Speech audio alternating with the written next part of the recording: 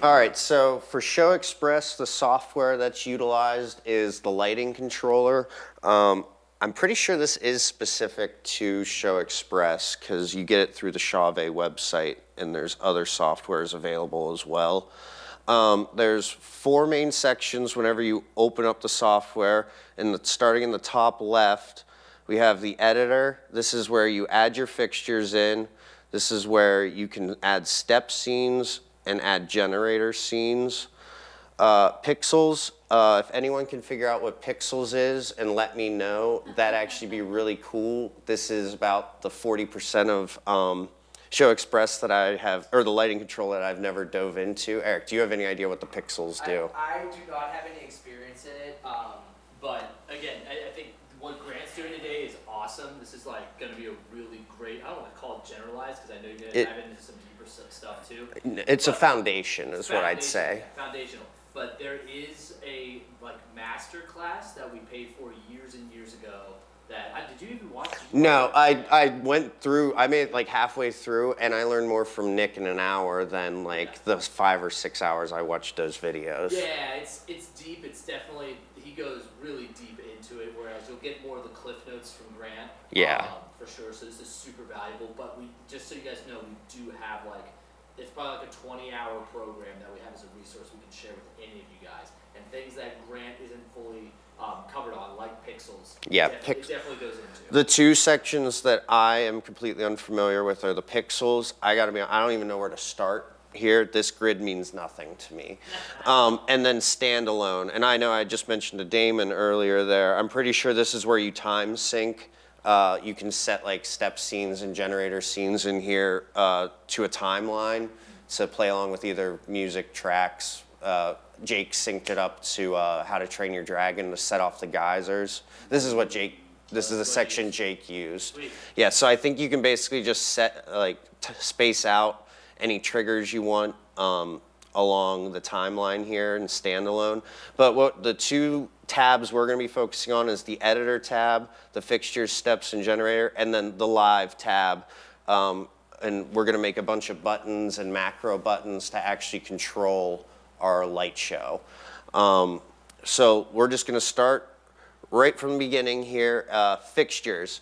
So you pull up your fixtures tab, and right underneath the fixtures menu, you're going to have a sub-menu, lock screen, add fixture, save DMX addressing, and then once we have fixtures in these icons, the edit fixture, rename fixture, reverse pan, all that good stuff will be selectable. So first thing we're going to do is add our first fixture. So 3rd icon over, add fixture. Going to go ahead and click on that bad boy, and what's going to pop up is this sub-menu. The lighting controller has a lot of brands, models of lights and fixtures already in here. And on the AV computer and the warehouse computer, there's already shows set up that either Nick, Jake, I think I've added to them too at this point, for individual school events where a lot of this stuff will already be set for you, and then you can just adjust it based on what the actual event's calling for and how the setup is. Jake, this homecoming season made an ultimate master. Oh, really? Yeah, it was specifically for PASC. Gotcha. Made it for gotcha. Every single fixture we could most of the time want to have in our show. Did he make that on one of ours, or he'd have it on his personal? It's on the AV computer. It's on the AV computer. Yeah, Gotcha. Yeah, and so we need to export the show and get it saved, and then we should probably put it on the warehouse computer too. Yeah, we definitely need to do that. Because I didn't realize he had all that taken care of. That's awesome. Yeah. Even after this meeting, I think it would be a good idea to maybe reach out to him and make sure we get it saved. Gotcha. In Dropbox, I feel like. Yeah, it definitely needs to be saved in Dropbox, or we'll lose track of that immediately. Yeah. The Q12s are primarily with level 1 light teching. For bigger shows, like if you were at PASC, we sent out all of the Q12s along with some moving heads, and also the PARs we primarily use are the Chauvet FX9s. Just a little bit more functionality. It has the LED lights. It has a center light that works independently of the outside ring, and also has the little LED strobe pin lights in here as well. So whenever you're adding fixtures, it's generally a good idea to keep it as organized as possible. So like keeping all your pars together and all your moving heads together. So I'd say let's add our pars first. So underneath the menu, these are Chauvet. So you can scroll the whole way down to the C's, CH, and then drop down the menu in Chauvet. And then under Chauvet, they have the different lines that they sell, the DJ, the Illumination, and the Pro. Everything we have pretty much is DJ. And it'll even say on the back of the fixture, Chauvet DJ. So if we drop down the DJ menu, you're gonna see a whole list of fixtures that's gonna come up. And so this is the FX Par 9. So we're gonna go to F, and then once you get to FX, you're gonna see a half a dozen different options for what you wanna do. So there's the 22 channel mode, 23 channel mode, 2 channel mode, 3 channel mode, 6 and 9 channel modes. Damon, you were saying that they already set up in there, they're usually in like 23? Or is that just, or were you normally run them in 9, I think? I was running them in 9. I think we usually do 9 channels. Yeah. I didn't do that many channels just because. Yeah, 9's a nice balance between functionality but not being overwhelmed by having control over every little parameter. Because like usually a moving head takes up that many channels. Exactly. I'll pull up the So manual really quick. I got it already pulled up here. Yeah, so you guys can see, Grant's gonna show you like what you actually gain function-wise when you go from 9 to 23. Is it worth it? You know what I mean? And then just in case you were wondering, usually the DMX channel assignments will be under operation. Usually it's on like page 6 or 7 of all the manuals in case you're in a time crunch and can't go looking too long. 3 channel. Yep. Yeah, so 23 channel mode, the first 5, red 3, holy cow. Yeah. One of these chunks, like I think channel 1 through 5 is the outside lighting. Do each of these have 2 lights Yeah, so within them? basically, Oh, it has a 1 through 5 controls these 3. Oh, I was right. Yeah, these 3 right here. 6 Red. through 10 control the 2s.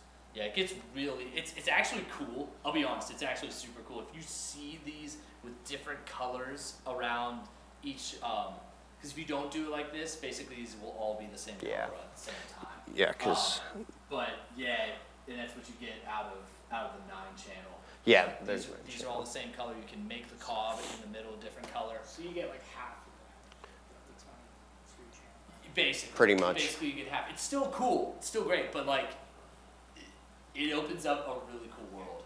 It's just if you have like 10 of them, or not 10, but if you have, We have like 8. four of them, and then another 4, then it's like so many channels to do those all, and that's kind of like a situation where I might program them all to the same channel, or at least like maybe like do alternating and do like 2 sets of channels. Here's how I would say, if you have the room for it, if you say you have 8, and say we're doing a box truss or an X truss, and 4 of them are being out hung over people and they're shining down, I would make those 9 all day long, because those are just basically wash lights.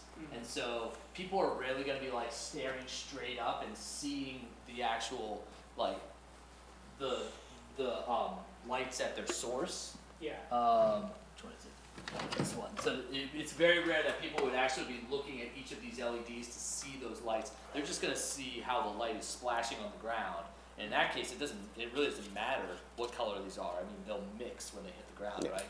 So the only time I would actually do 23 channel mode with these is on the T-bar or the trussing that's behind the DJ booth, because now people who are out in the crowd can see that really cool multicolor display on here. That's the only time that I would do it. Anything that's on top of anything that's shining down from the truss, I'd go 9 channel all day. Yeah. So let's just for simplicity's sake do 9 channel for right now, since we're just diving into it. So you're going to go to your FX9, and it's going to be your last option down there for 9 channel, and then it's going to give you your starting address, and you can do number of fixtures. So this is the first fixture we're putting in, so we're starting on channel 1, and at each station I have 2 FX9s. I'm going to give you Q12 at each one, and we're going to have 1 moving head. So if you want to put the number of fixtures at 2, and then when you hit patch, you're going to end up with 1 9-channel FX9 on 1 through 9, and the second one's going to get added directly after it on channel 10 through 18. Yeah, small number. And the reason we're going to use 2 FX9s, I'm going to show you how to group things together so that if you want to control all of your PARs or all of just your FX9s or all your Q12s or your movers, you'll be able to do that. So you can see it pops up into our grid here, and it also pops up with a picture of it over here too. And if you click on one individually, let me slide this over. When you click on one, it'll highlight in your address which one you are highlighting, so that way you know which one has been selected. So let's say that we just have a T-bar with these 2 FX9s, and I always do it where I'm in the crowd looking back at the booth. So FX9 2, I'm going to put over here like it's hanging off the right-hand side, my right, looking from the audience. So that way, whenever I'm going through, I know from left to right is how I have it addressed. Did I explain that? Yeah. What my reasoning is for that anyway. And then on the side menu here where the pictures are, you can drag and drop them anywhere within your little plane here. And then let's say, like what Damon was saying, we have 6 or 8 FX9s. What you can do is in this side menu here still is just click in the empty space, and it'll make a selection box for you. And in order to select a fixture, you have to have it fully within the boundary of that box. And as soon as you select both of them, you'll see both of the fixtures get highlighted. And then what you can do, oh no, where's the button at? Just right click. Wait a second. I thought this, oh yeah, there we go. Once you click into it, the section underneath where it says Key Group LC, if you right click within there. You didn't get the right one. Come on. I actually never knew that. You have to get, because if you get it partial, it won't select it at that point. Right click in your bottom section here in your group section and add new group, and whatever lights you have selected will now be a part of the group that you're about to make. So you can just make this group FX9s, and if you had like your FX9s on the trussing over the dance floor, you could have those groups separately from like your T-bar FX9s behind, so that way if you want to manipulate just your DJ booth FX9s, you could have those on a completely separate group. So if you group them together, that gives you the ability to control them. So, no, you're fine. You were just about, because the reason to do that is instead of having to go back through and select whatever, because once you end up with like a half a dozen or more fixtures in here, you can end up selecting things you don't want. Now you can just click on this, and that's going to select your whole group at that. So I have nothing selected, click on the group, and that auto selects whatever's in that group at that point. Yeah, there's a bunch, make sure it's the 12BT. So there's 2 options. There's the 4-channel and the 8-channel. Q12, and it's going to be one of the first 2 options. Make sure it's not the ILS one. That's on a different system and probably wouldn't work with, well, I guess we maybe could control the ILS lights. It's got an option to control the ILS lights, but I always thought of them as an contained system. Go and do the 8 channel. Where we iOS. And if you didn't know, It's a specific Chauvet, like proprietary, like signal thing where like it's all Chauvet stuff. But apparently, so if you didn't know what these were, like if you didn't know they were Q12BT, well, how would you? so actually what you can do is because actually I do have some of the cheap Chinese lights at my house. So whenever I was trying to make fixtures for them, they didn't have like an actual brand name on them or anything. Or so what you do now, instead of going through the brand and the make and model, you just create a new fixture. And then let's just say this is par 1. Enter number of channels. So if you know how, like when you're scrolling through the menu on your unknown light, it should tell you, like it'll have like 6 channel mode or 8 channel mode. So you can define, let's say we want it to run in an 8 channel mode at that point. And then what you do is par 1 is gonna be patched there, and then whatever functions are through those 8 channels as you turn it up. Wait, no, there's a way to set, hold on a second. Wait, not rename.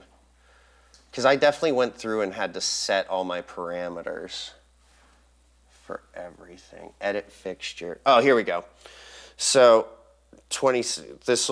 this is your channels broken down. So what you can actually do is edit that channel, and it'll pop up with all these different functions. And whenever you scroll over it, it should tell you what each of them are. If you click on the question mark above Grant, top left, that should activate. Maybe press on the question mark. Click it. Oh, okay, it's not working. It is not, and I remember doing this. Oh, there we go. There it is. Yeah, like that's just a magenta color function, but you'd actually have to go through and assign each individual channel function at that point. And I forget how I figured that out whenever I had to actually do it, because I did this at one point. I think I just went through and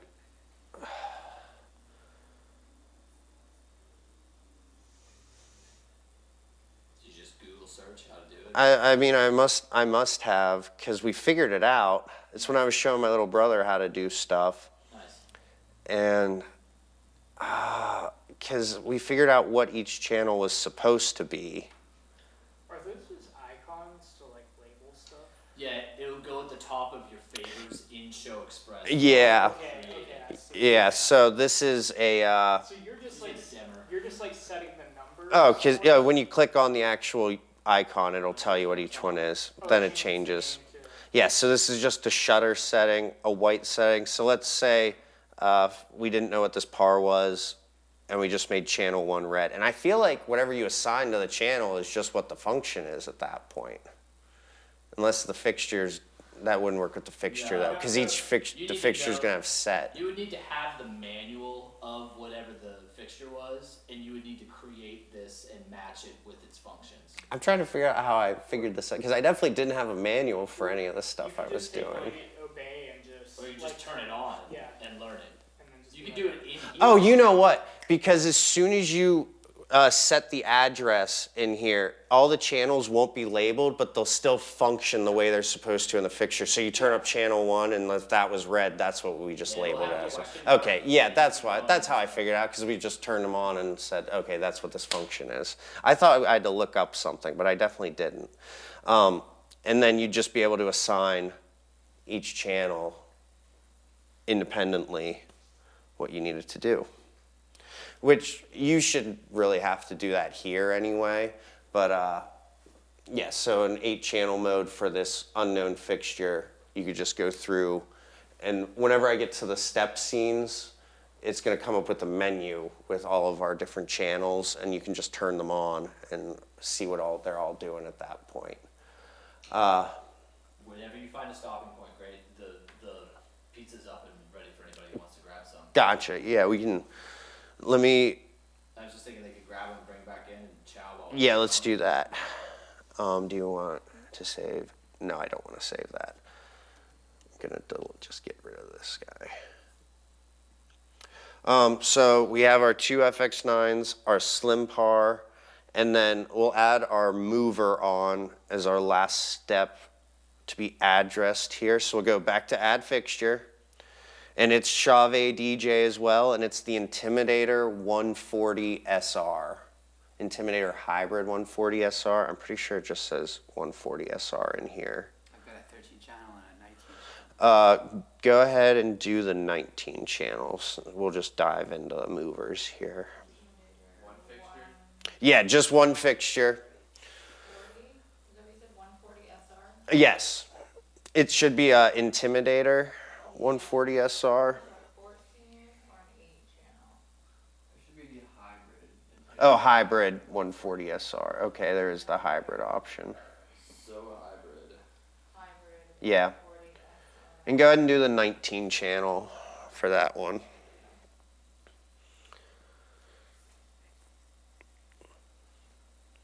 So everyone's mapping looks just like mine. We ended on channel 45 because that'll make the next steps easier. Yes. Cool.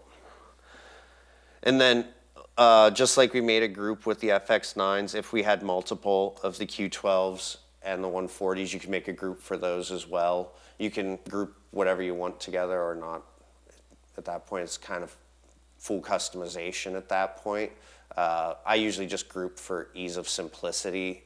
If I want every fixture to do the same thing, like all my FX9s do one thing, all my 140s to do one thing. Because whenever we get into this, you can do each individual light independently in the step scenes here. What would you name this one? 140s. 140. Yeah, if I was making a group of them.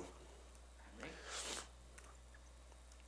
Yeah, that's all I'd put for it. Keep it simple, and then I usually just put Q12s for the slim pars. Okay.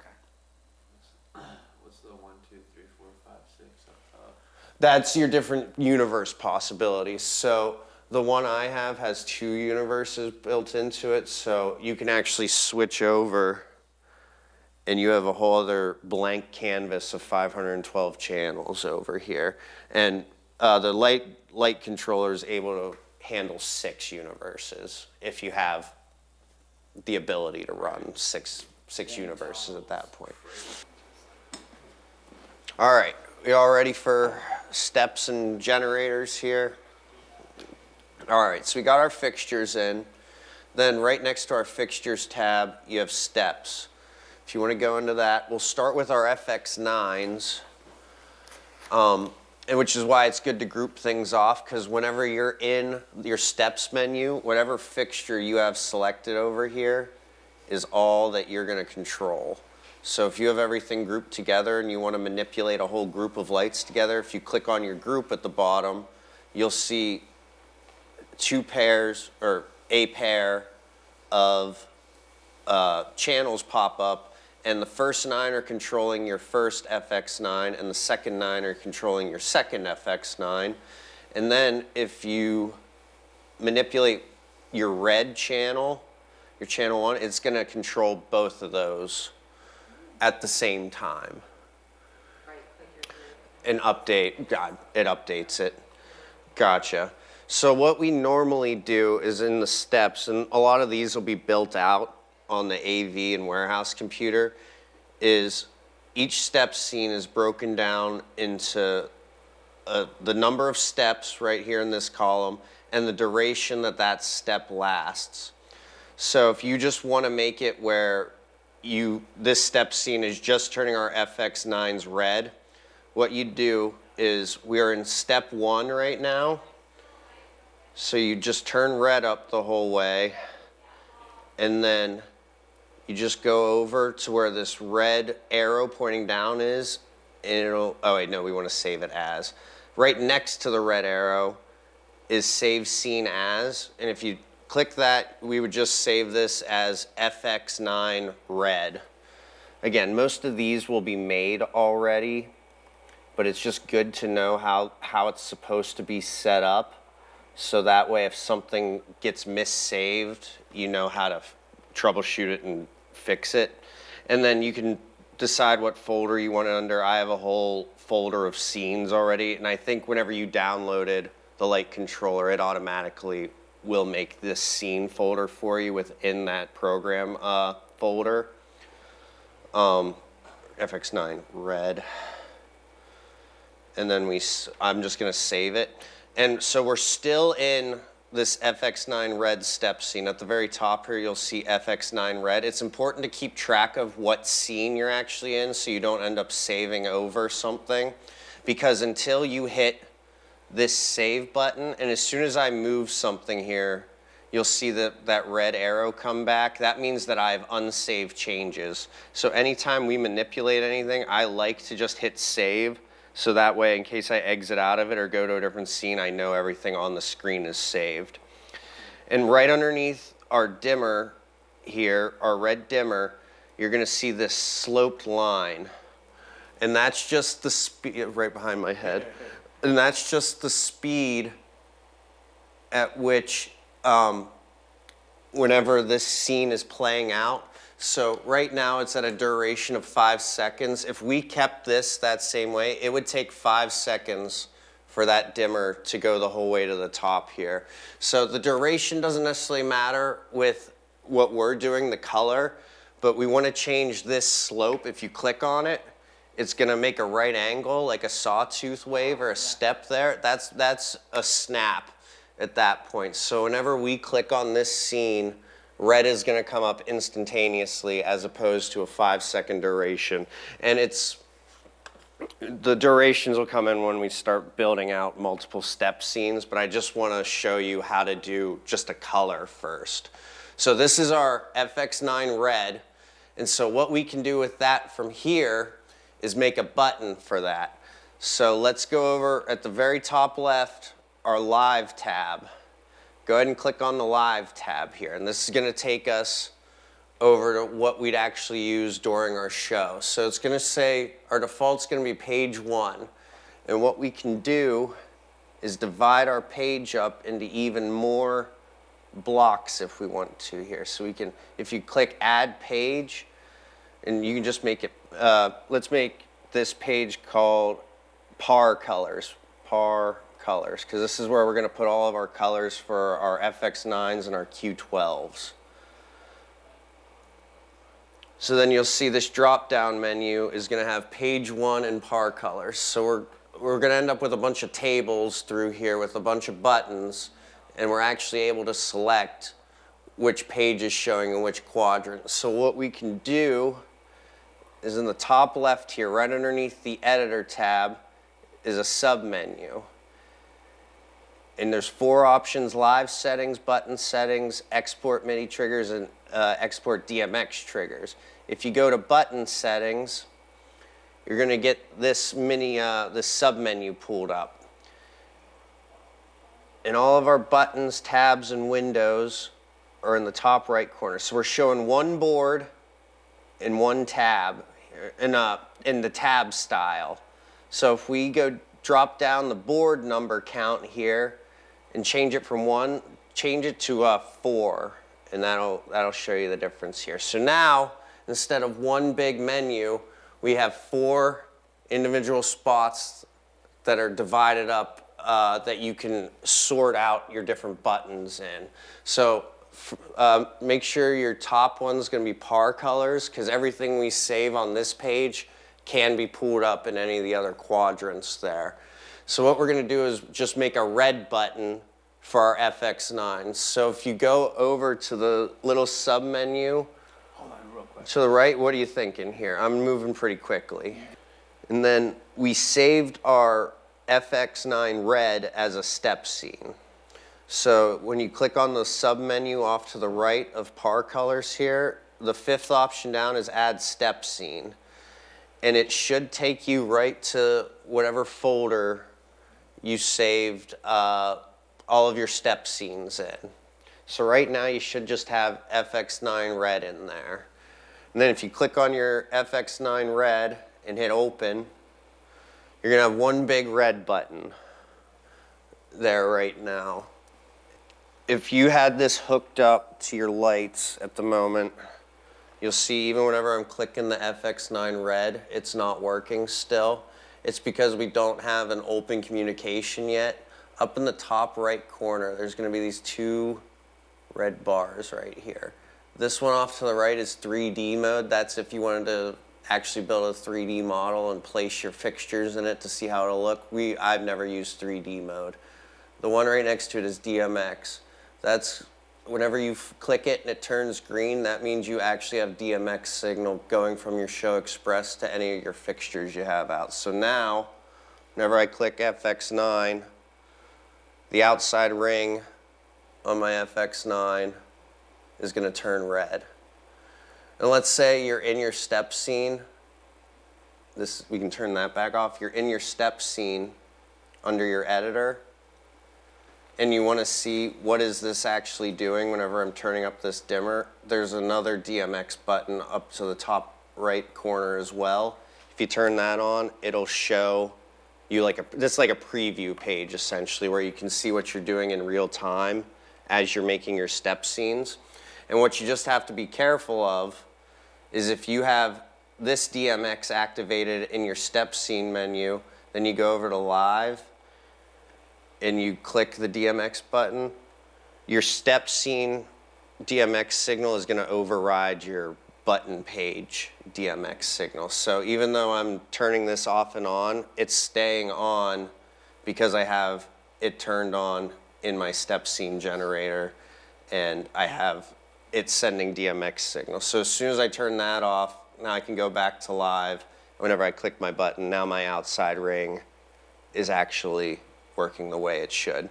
Just something to keep in mind, because I've definitely not realized I've done that and wondered why nothing was working before. Any reason why it's just those 3? Because I saw your 9-channel mode, but it's only doing just those 3. Oh, I wonder. You might be thinking it's in 23 mode. Probably. Yeah, because I probably never switched it back whenever we were messing with it before. Yeah, There we go. That's why. there you go. Okay, gotcha. Yeah, and then our second red, like if we wanted to, sorry, just shine that right in your eyes. So now, anytime we save anything under this FX9 red inside of the step scenes, let me make sure I'm telling you the truth here. It's gonna automatically update this button. So if I make it where now I have the center circle be, I'm like, okay, well, if I'm gonna have the outside circle be red, I want it to where the inside LED is also red. Whenever I click red for the FX9s, I go back in, turn up the second red DMX, make sure you save it.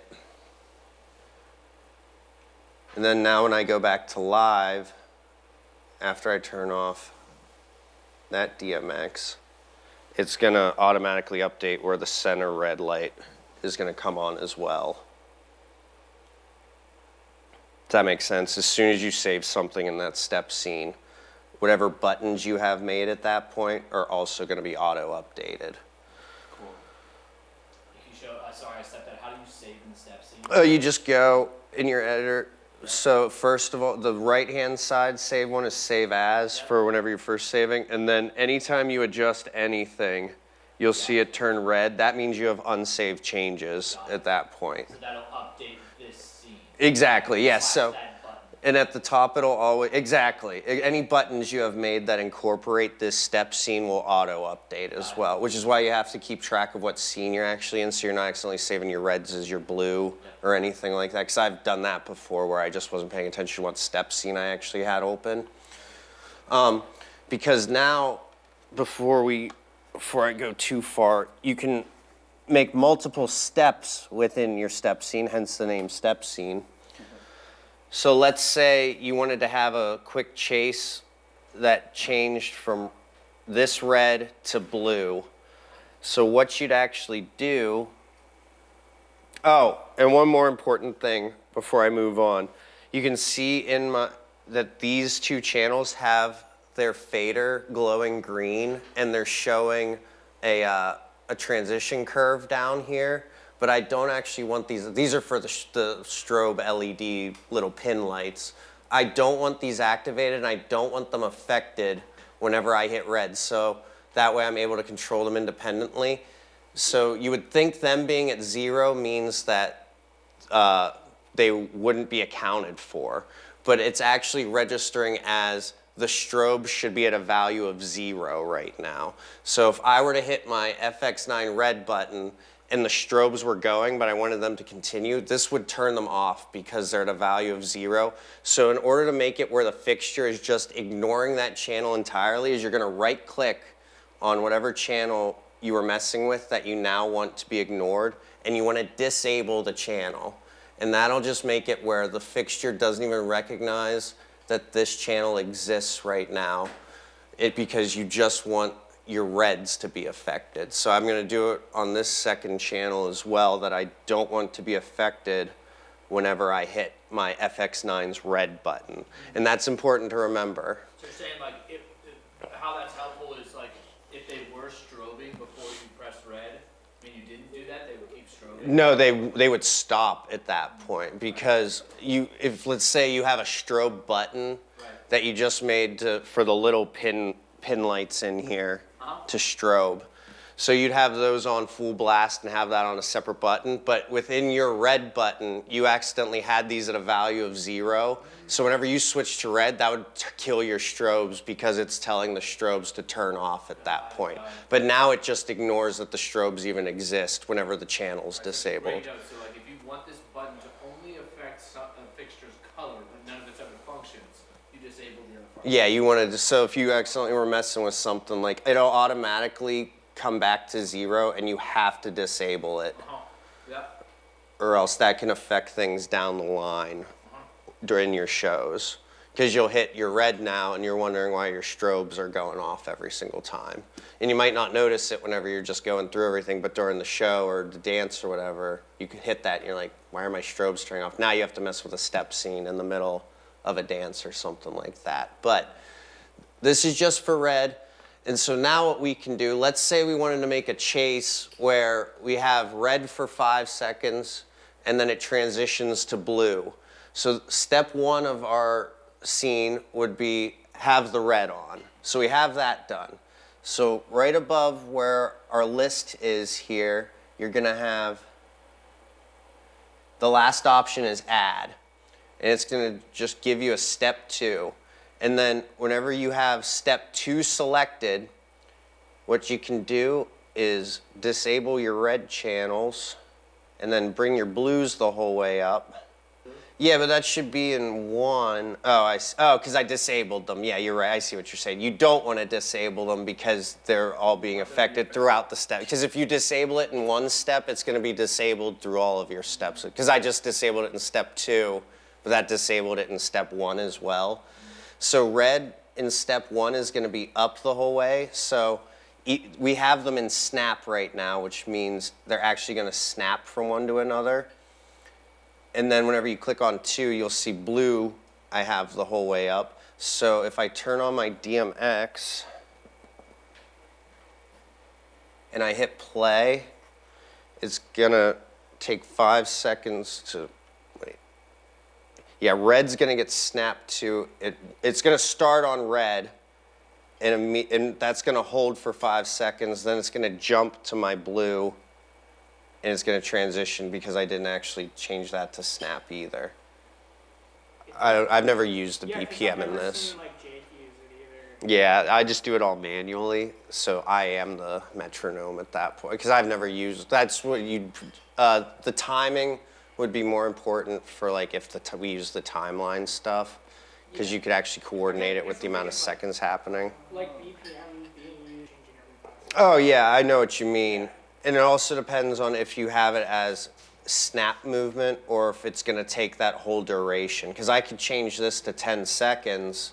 Oh yeah, because then you're not even changing the transition separately. But could you put like an empty space in between them? You could. Okay. You could, where you just have everything at 0. Yeah. Or just go black at that or wait, point. when you want to disable all the channels. But you could, if you disable it in one step, it disables it the whole scene. Because I disabled my, like if I right click on my blue here and disable it in step 2, if I go back to step 1, this blue is gone as well.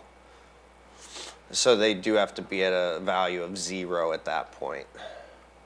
if you want to do a chase like this. I've never even set it where it's just more, because we make a button for every color.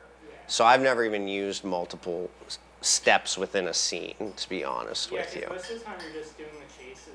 Yeah, exactly. Yeah, I just have a button for like red, button for blue, and then I just map everything to my keyboard at that point, and I just manually cycle through colors. I'd say green's your least important color, to be honest with you.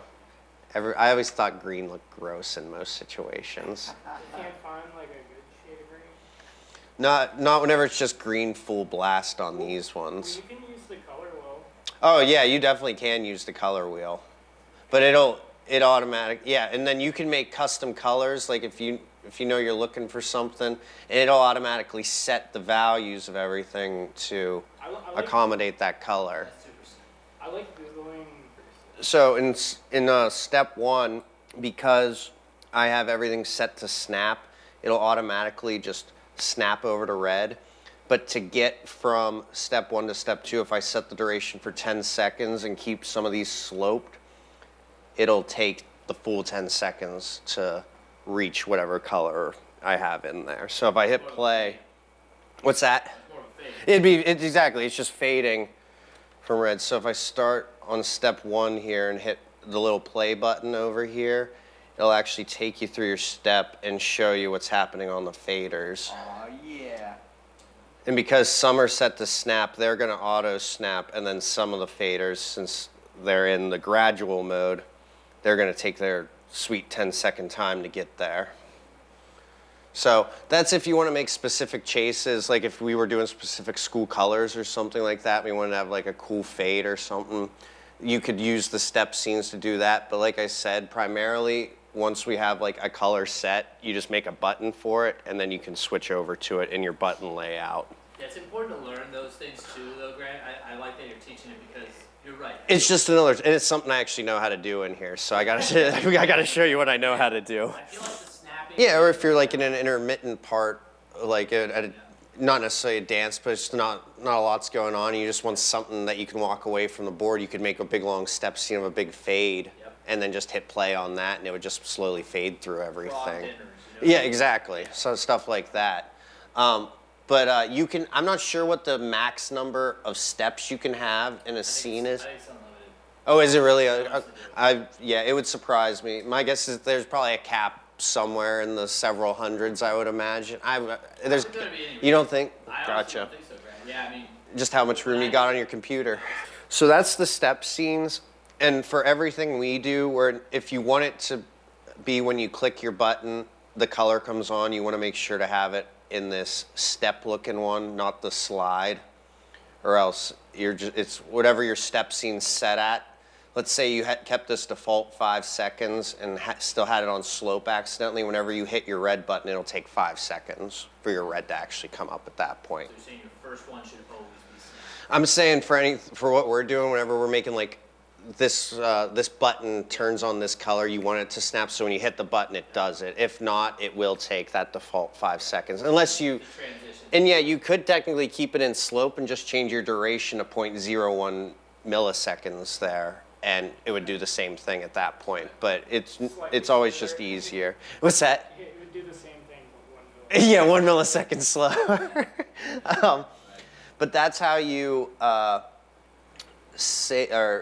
use the step scene tab here, and then so I don't screw up my FX9 red, the scissors delete your step scene there. And then I would disable all my other channels. Oh, not copy. Disable that, disable that. And now whenever I disable the greens and blues, we're back to just the FX9 red. I'm gonna make sure to save that so that way my button's correct. I'm confused, why do you have to disable anything? It's already on this little Because scene. you used it. I'm disabling the greens and blues that I had been messing with there because I'm still in my FX9 red scene. And so I don't want to save the greens and blues being 0. I want to save them as not being registered at all within the fixture. So that way, whenever my red button that I made on the live page here, whenever I hit this, I just want red to be affected. Because if I had green and blue at 0, that means if I had green and blue somewhere else on one of my other FX9s and I have them all addressed differently, I could potentially just turn those off. Like if I had like another set of FX9s just that were blue, now I click my red and that's gonna kill all my, So these are like steps within your scene. yeah, exactly. This list here is just, it's gonna do step 1 first so it's gonna turn on red here. And it says 5 seconds, but because we have it in this snap decision mode, it's gonna just immediately do it as soon as I register it there. But then if you go down and keep adding scenes to it, you have to make sure that they all stay on, whatever you used in previous scenes, or else it'll disable it throughout your entire scene at that point. How do you change the duration? Go right where it says duration, it has like 5 seconds, you can click in that and you can just change it to whatever. You can make it minutes if you want to. So once you're in your live thing, that's why you have your multiple tables, because every button within a table affects the other buttons, or you can turn them into single shots, whereas when you click that button, all the other buttons are disabled. So that way you don't end up with your red, green, and blue all on at the same time. Because let's say, if you don't make them single shots, you can select multiple buttons within a page. But all of the color pages, if you go through the ones that are already set up, they're all single shot or whatever they're called. Solo buttons. That means I could have 24 buttons within this one table over here, but as soon as I click one, all the other ones, you can only have one selected within there. So all of our colors are always set up like that. Any more questions about the step scenes? You only had to disable those ones because you moved them prior, but you didn't move them at all, you went. Yeah, every channel is going to be disabled until you click on it or move it whatsoever. So you're exactly right. The only reason I had to disable them is because I was messing with them. But because I don't want them to affect my fixtures, I had to disable them at that point. So now, since we know how to do red, why don't we everyone go through and make an FX9 green and an FX9 blue button, and then we'll see if they're actually working or not here. And I know we didn't go into the Q12, but it functions the same exact way in the step scenes. And since the FX9s and the Q12s are the pars, pretty much it's just colors we're making with those. So you can do all of that with anything color related. I would do in the step scenes. And then when it comes to actually moving the movers, the last thing I'm going to show everyone here is the generator.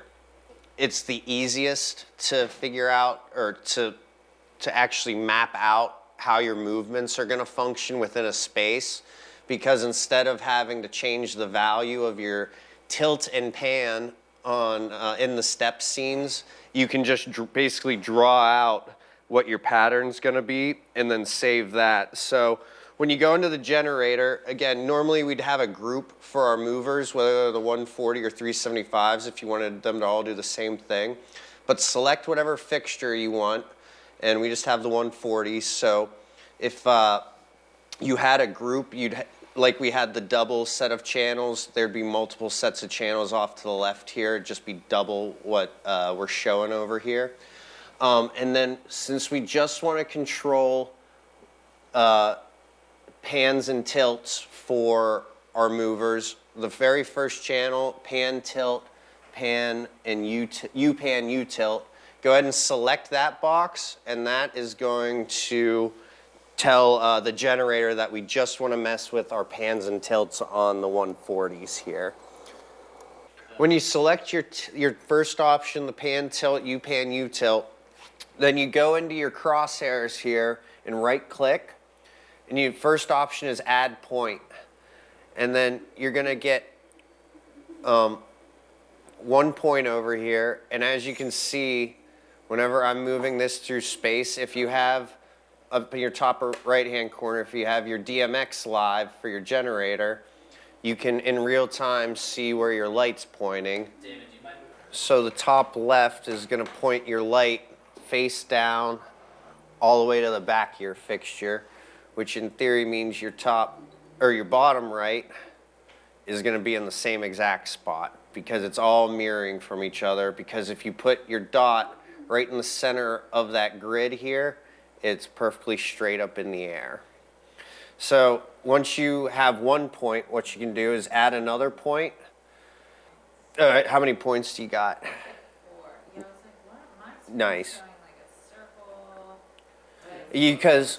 Because once you keep adding points, there's the different curves you can do. There's line, and then if you add 3 or 4 points here, I'm just going to add total of 4 points, and then you change it to curves, it's going to round off your sharp edges, and your light's going to flow from 1, 2, 3, 4. So whichever order you add your points in, it's going to keep that numeric order as you go around. And whenever you highlight one, it should tell you what number it is here. You have to actually click on it, Grant. Yeah, I see the 1. yeah, maybe it's just the starting point. Yeah, I think that might be what it goes clockwise. Yeah. So it tells you what 1 is. Yeah, so you can get a circle going. And then the cool thing is if you take one of your points that are midway and drag it across your fixture, you can actually make a figure 8. At that point, it'll keep the same points connected, and they'll just cross over each other. And so this is just for movement, so we can go, like you can go through your step scenes and actually add your colors as well. And the main difference between the pars and the movers as far as making the colors come alive is there's a dimmer and a shutter on the movers. The third and second from last, the third and fourth from last is your shutter and your dimmer. And if you have those the whole way on, it's just going to be white. And how I think it's normally set up in shows that are already built, don't quote me on this, I think there's just a dimmer off and on button just for all the movers. So whenever you go through and make your different color options on your color wheel here, you actually want the dimmer and the shutter to be disabled in all your colors. Because I think Nick had it where he just would make a dimmer button and just made it its own little thing. So that way, either that or whenever you make colors, you have to have the dimmer and shutter the whole way on in them. Because if you have one of them even off, it's just not, it doesn't work. Because you understand the difference between a dimmer and a shutter, right? The dimmer is the intensity of the light coming out. So there's actually, yeah, the brightness, and then the shutter being an actual, does it actually make it strobe? Yeah, It's a physical block yeah, in front of it. It's legit like a lens of a camera. Yeah, that has its shutter lens on it, cap. you know what I mean? You'll just have to mess around in the generator. It took me a little while to figure out the actual orientation of things. And whenever you hit stop on your preview, it's going to jump back to wherever spot 1 is. See how you can get split it in the middle of 2 colors there? Because it's just a wheel in there rotating through. So that's the At the top of the color wheel, yeah, that means, yeah, at 255 it's left, and then if you come down to what, because it's speed. Yeah. All the way to the top, it's gonna be a really fast rotating speed. and then like down at like 230.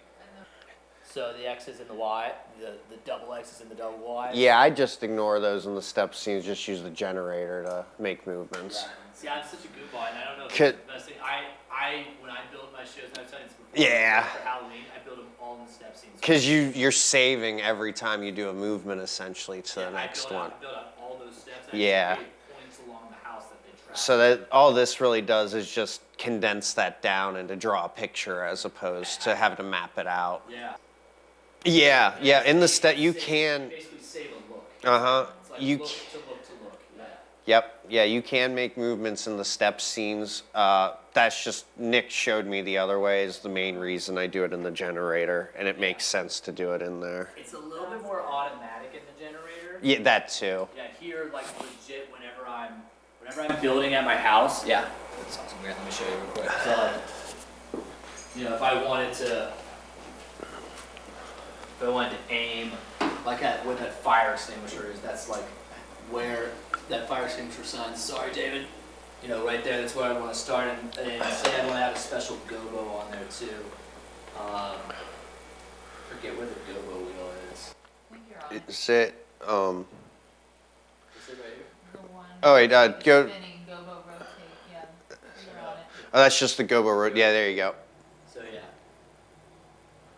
So we want a special gobo. We're just out of And focus. we gotta get the focus, which is this one. Is this it? No. I don't know, because I've never ran a gobo This. through this. Here we go. Here it is. There's focus. So we'll focus it so we can actually see it. Let's see if we have a cooler gobo. Oh, there's the 140 SR. So probably doesn't have a cooler. There should be some in there. These have stock gobos in it. I must have taken them out. Gobo, gobo, two, gobo, I thought there was still like a Knuff one in here. Knuff.